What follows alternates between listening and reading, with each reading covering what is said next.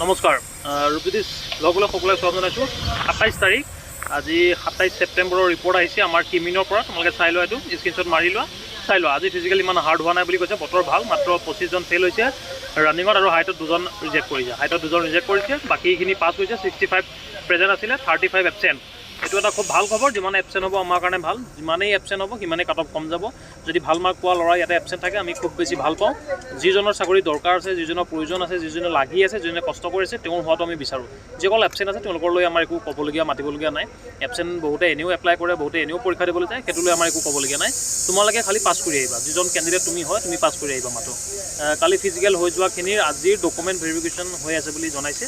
আৰু তোমালোকক যিহেতু লেটেষ্ট নিউজ দি আছোঁ, তাৰ কাৰণে মই এটাই আশা কৰিম যাতে কোনো ফেইল কৰি নাহে, সকলো যাতে পাছ কৰি আহে। 13 পাক 200 মিটাৰ ইয়াতে দিছে, 13 পাক আৰু 200 মিটাৰ। 13 পাক ইয়াতে ৰানিং তোমালোকে কৰিব লাগিব। আৰু যিহেতু গ্ৰাউণ্ড হয়, এনেকুৱা গ্ৰাউণ্ড হয়, তোমালোকে চাই লোৱা জোতা পিন্ধি ল'বা নে খালী ভৰিৰে দৌৰিবা। মোৰ মতে তোমালোকে জোতা পিন্ধি দৌৰিলে ভাল, যিহেতু পাকা ৰাস্তা হয়। সৰু যদি পাথৰ চাথৰ ভৰিত লাগি যায় তেন্তে অসুবিধা হ'ব পাৰে। সেইটো কাৰণে জোতা পৰিধান কৰি ল'বা আৰু পাছ কৰি আহিবা সকলোৱে। কিমিনত একেবাৰে বহুত বেছি হাৰ্ড হোৱা নাই, কিন্তু পাকৰ সংখ্যা যিহেতু বেছি হোৱাৰ কাৰণে অকণমান কষ্ট এটা হৈছে বাকী চেণ্টাৰবিলাকতকৈ। কিন্তু উপায়টো নাই, এতিয়া যিটো চেণ্টাৰত পৰিলে এতিয়া পাছ কৰাটো মেইন লক্ষ্য, আৰু পাছ কৰি আহিবা খুব ধুনীয়াকৈ। সকলোকে বেষ্ট অফ লাক। কিমিনত কাৰ আছে তোমালোকে কমেণ্ট কৰি জনাবা। এইখন গ্ৰাউণ্ড তোমালোকে ভালকৈ এবাৰ চাই লোৱা।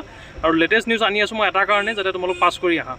আৰু এইখন যোনে বিচাৰি আছিলে এইখন একবাৰ চাই ল'বা। বাকী আপডেট দি থকা সকলোকে বহুত বেছি ধন্যবাদ আমাৰ সৈতে জড়িত হৈ থাকা। Thank U.